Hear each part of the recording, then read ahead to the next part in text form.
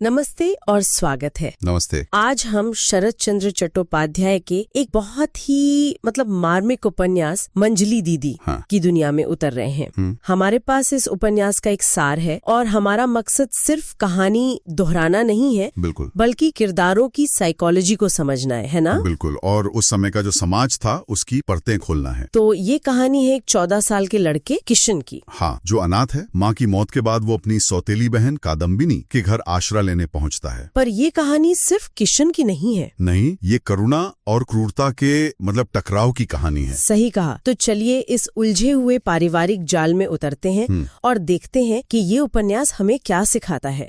तो कहानी की शुरुआत ही बहुत बहुत भारी है। किशन अपनी बहन के घर पहुंचता है एक उम्मीद लेकर। हाँ, एक उम्मीद लेकर, पर वहाँ स्वागत नहीं होता, बिल्कुल तिरस्कार होता है। बिल्कुल। कादम्बिनी उसे देखते ही आग बबूला हो जाती है। वो कहती है, खूब मेरे सगे को बुला लाए रोकियां तोड़ने के लिए। ये पहली लाइन ही एक तरह से माहौल सेट कर देती है। हाँ, किशन यहाँ एक भाई नहीं है, वो एक मुंह है जो खाना खाएगा, एक बोझ। ये उस दौर की शायद एक कड़वी सच्चाई भी दिखाता है ना? बिल्कुल। कि कैसे एक गरीब रिश्तेदार आते ही बोझ लगने लगता है। उसे इंसान की तरह नहीं, एक देनदारी की तरह देखा जा रहा है। और सिर्फ कादम्बिनी ही क्यों, उसका पति नवीन भी। हाँ, वो भी किशन को ऊपर से नीचे तक देखता है और कहता है, ठीक है, खूब सुंदर सुडौल दे है, जैसे कोई जानवर खरीद रहा हो। वही तो, जिसे बस काम पर लगाना है। उसकी इंसानियत को तो पूरी तरह से नजरअंदाज कर दिया। ये बहुत बहुत अहम बात है। उसे एक देह की तरह देखा जा रहा है, एक शरीर जो मेहनत कर सकता है।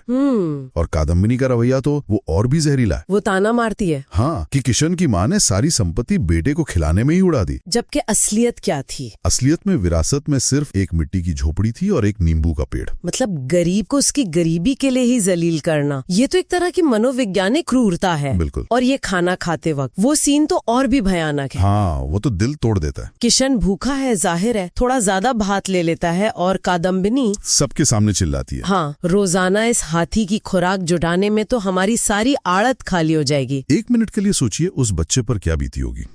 भूख से ज्यादा बड़ी पीड़ा अपमान की होती है। उसे अपनी माँ की याद आती है जो उसके पेट भरने पर खुश होती थी। और यहाँ उसे अपनी भूख के लिए चोर जैसा महसूस कराया जा रहा है। वो इतना डर जाता है कि अपने आंसू भी नहीं पोंछ पाता। हाँ, कि कहीं बहन उसे झूठ मूठ टसुएं बहाने के लिए फिर न डांट दे। यहीं पर उसका स्वाभिमान पूरी तरह कुचल दिया जाता है। लेकिन फिर कहानी में एक उम्मीद की किरण आती है। हिमांगिनी यानी मंजली दीदी, कादम्बिनी की देवरानी। और इन दोनों देवरानी जेठानी का रिश्ता भी समझने लायक है। अच्छा। कादम्बिनी का उसूल है कि टूटी हुई हांडी में कभी जोड़ नहीं लग सकता। मन में गांठ पड़ गई तो पड़ गई। बिल्कुल। और वहीं हिमांगिनी वो झगड़े के बाद भी रिश्ते को जोड़ने की कोशिश करती है। तो उनके स्वभाव का ये फर्क ही कहानी को आगे बढ़ाता है। तो हिमांगिनी घर आती है और वो देखती है कि किशन गंदे कपड़े धो रहा है। वो उसे देखती है और पहली नजर में उसके दिल में एक स्नेह उमड़ आता है। और जब कादम्बिनी किशन को डांटती है, तब हिमांगिनी जो करती है वो एक तरह का छोटा सा विद्रोह है। क्या करती है वो किशन को खींचकर सीने से लगा लेती है। अच्छा।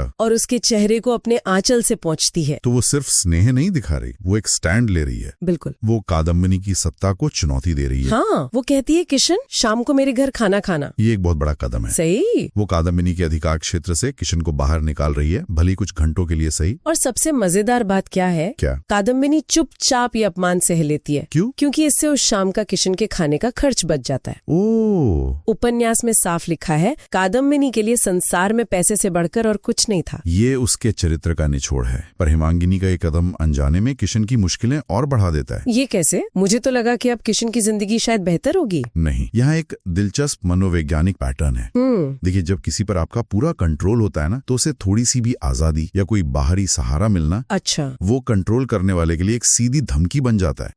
कादम्बिनी का गुस्सा अब अपने घटते हुए अधिकार पर है। बिल्कुल। उसे लगता है किशन उसके हाथ से निकल रहा है। अच्छा। तो वो अपने कंट्रोल वापस पाने के लिए किशन पर और ज्यादा जुल्म करती है। हाँ, उसे ये दुकान पर कमर तोड़ मेहनत करवाई जाती है, भूखा रखा जाता है, दोपहर 3 बजे ठंडा सूखा बचा कुचा भात मिलता है। पर अब किशन अकेला नहीं है। नहीं, अब उसके पास एक सहारा है। और एक बहुत खूबसूरत पल आता है जब हिमांगिनी बीमार होती है। हाँ, और किशन कहीं से उसके लिए 2 अधपके अमरूद खोज कर लाता है। ये छोटा सा तोहफा दिखाता है कि अब उनका रिश्ता एक तरफा नहीं है। सही कहा, किशन भी अपना स्नेह जता रहा है। और यहीं से उनका बंधन मजबूत होता है। हिमांगिनी उससे वादा लेती है कि वो उससे कोई बात नहीं छिपाएगा। किशन को उसमें अपनी माँ दिखने लगती है। हाँ, उपन्यास की एक लाइन है, आज वह हेमांगिनी के मात्र स्नेह की मजबूत दीवार पर खड़ा था। वाह। और इसी सहारे की वजह से अब उसे कादम्बिनी का दिया अपमान पहले से ज्यादा चुभता है। अच्छा, पहले वो बेबस था तो चुपचाप सह लेता था, अब जब उसने स्नेह का स्वाद चख लिया है तो अपमान और भी ज्यादा कड़वा लगता है। तो किशन को सहारा तो मिल गया, लेकिन ऐसे जहरीले माहौल में कोई अच्छी चीज ज्यादा देर टिक नहीं सकती। नहीं टिक सकती। कादम्बिनी इसे बर्दाश्त नहीं करेगी।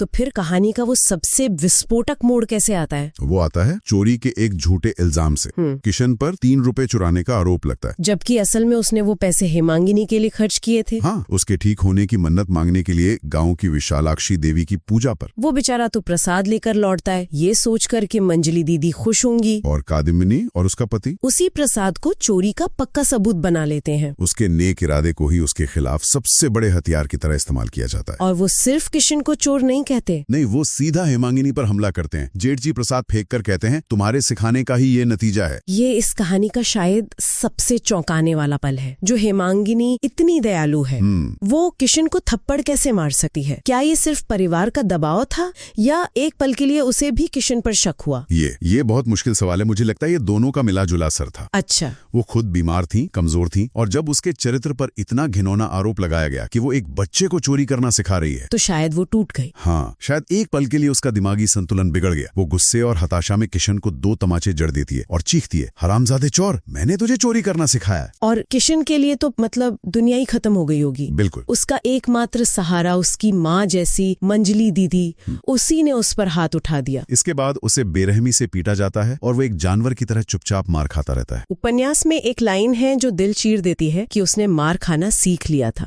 लेकिन हेमांगिनी का किरदार यहीं खत्म नहीं होता। नहीं, वो किशन को मारने के बाद अपराध बोध से भर जाती है। वो बीमार पड़ जाती है और बेहोशी में अपने पति विपिन से भीख मांगती है कि किशन को उसे सौंप दो। मतलब उसका अवचेतन मन उस अन्याय को स्वीकार नहीं कर पा रहा। पर उसका पति विपिन तो काफी कमजोर किरदार लगता है। हाँ, वो अपने बड़े भाई से बहुत डरता है। और यही कहानी का अगला मोड़ है। बीमारी में तो वो वादा कर देता है, लेकिन हेमांगिनी के ठीक होते ही मुकर जाता है। हाँ, कहता है पागलपन मत करो, भैया और भाभी दोनों चढ़ जाएंगे। वो टकराव से बचना चाहता है। क्या हम ये कह सकते हैं कि विपिन का किरदार कादम्बिनी से भी ज्यादा खतरनाक है? ये एक बहुत अच्छा पॉइंट है, क्योंकि कादम्बिनी तो क्रूर है, ये साफ है, पर विपिन जानता है कि क्या सही है, पर उसमें सही के लिए खड़े होने की हिम्मत नहीं है। हाँ, ये एक बेहतरीन नजरिया है। निष्क्रियता भी तो क्रूरता का ही एक रूप है। और यहीं पर हेमांगिनी का असली रूप सामने आता है। बिल्कुल। जब उसे एहसास होता है कि उसका पति उसकी मदद नहीं करेगा, तो वो मामले को अपने हाथ में ले लेती है। वो सिर्फ दयालु नहीं, वो साहसी भी है, बहुत साहसी। वो एक बैलगाड़ी मंगवाती है, किशन को उसमें बिठाती है और वो घर छोड़कर अपने मायके जाने के लिए निकल पड़ती है। ये एक आम गृहिणी के लिए उस जमाने में बहुत बड़ा कदम रहा होगा। ये उसका विद्रोह है,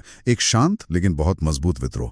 जब विपिन रास्ते में उसे रोकता है तो वो जो कहती है वो इस कहानी का सार है। क्या कहती है वो? पहले वो कहती है, इसे जब कहीं आश्रय मिल जाएगा तभी ना अकेली लौट कर आ सकूंगी। और फिर वो वाक्य कहती है जो खून के हर रिश्ते से बड़ा है, मैं किशन की माँ हूँ। वाह, कमाल का क्षण है ये। वो खून के रिश्ते पर स्नेह और कर्तव्य के रिश्ते को स्थापित कर रही है। बिल्कुल। वो कह रही है कि माँ होने के लिए जन्म देना जरूरी नहीं है, जिम्मेदारी लेना जरूरी है। बिल्कुल। और ये उस पूरी दमनकारी व्यवस्था को सीधी चुनौती है। हाँ। उसकी पति विपिन को आखिरकार अपनी पत्नी की इस दृढ़ता के आगे झुकना पड़ता है। उसे समझ आ जाता है कि ये कोई खोखली धमकी नहीं है। हाँ। वो किशन का हाथ पकड़कर सौगंध खाता है, जब तक मैं जीवित रहूंगा तब तक दोनों भाई बहन को कोई भी अलग न कर सकेगा। और इस तरह हेमांगिनी के साहस से किशन को आखिरकार एक घर और सच्चा स्नेह मिलता है। एक अकेली स्त्री का दृढ़ निश्चय एक पूरे परिवार की क्रूरता पर भारी पड़ गया। तो ये कहानी सिर्फ एक अनाथ लड़के की पीड़ा नहीं है और नहीं सिर्फ एक अच्छी औरत की कहानी। तो फिर ये किस चीज की कहानी है? ये इस बात की कहानी है कि सच्ची करुणा वो सिर्फ दया दिखाने तक सीमित नहीं होती। अच्छा। कई बार उसके लिए अन्याय के खिलाफ लड़ना भी पड़ता है, भले ही अपने ही परिवार के खिलाफ क्यों ना जाना पड़े। हेमांगिनी का विद्रोह ये दिखाता है कि सही के लिए खड़े होने की ताकत किसी भी बंधन से बड़ी होती है। बिल्कुल। और अंत में एक विचार, ये सोचने वाली बात है कि हमारे समाज में आज भी कितने किशन मौजूद हैं जो चुपचाप तिरस्कार सहते हैं, चाहे वो घरों में हो, दफ्तरों में हो या कहीं और। सही बात है। और उससे भी बड़ा सवाल ये है कि कितने लोग हेमांगिनी बनने का साहस दिखाते हैं, जो किसी बेसहारा के लिए, जिसे वो जानते तक नहीं, स्थापित व्यवस्था के खिलाफ खड़े